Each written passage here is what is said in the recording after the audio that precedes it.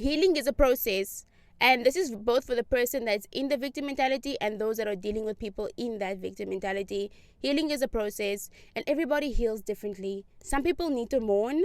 I remember I was telling my partner, like, it took me like a good week of just crying because I needed to mourn the relationships that I was never going to have.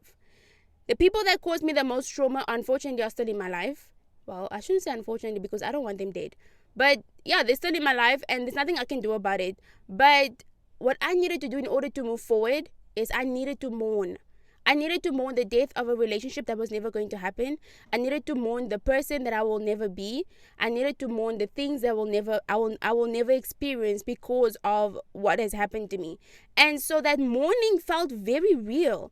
It felt very, very real to me, that it felt like I buried something that was very valuable to me, which I did because I was very optimistic about these people, but then I've finally understood, like, in order for me to move on in life, in order for me to get out of that victim mentality, I need to detach. I need to let go. And that was my healing process. If you are dealing with somebody in that season, please be patient. It goes without saying, but you need to be patient because everybody grieves differently and everybody mourns differently. And that's why I say the only thing you can do is just intercede on their behalf and pray for them, because you do not know what they are going through. You do not know the extent of their pain.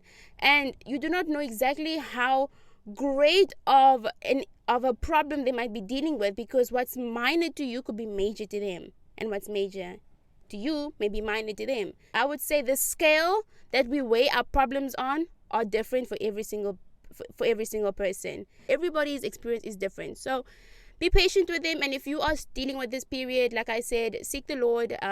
Replace those negative words with scripture. Affirmations is a big thing that I did, but I didn't do affirmations based on secular worldview. I did it based on the Bible. So I would take scripture and I would memorize them and I would repeat them and I would write them and I'll plaster them all over my wall and I would repeat it to myself in those moments, because it's just not easy. It's not easy being in that season. So I sympathize with you.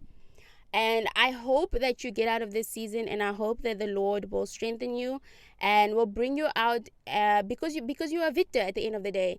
As long as you have Jesus by your side, you are a victor and you are standing on the side of victory always, as long as you're with him, because Jesus can never fail and he will never fail you. And I'm so sorry for what you went through.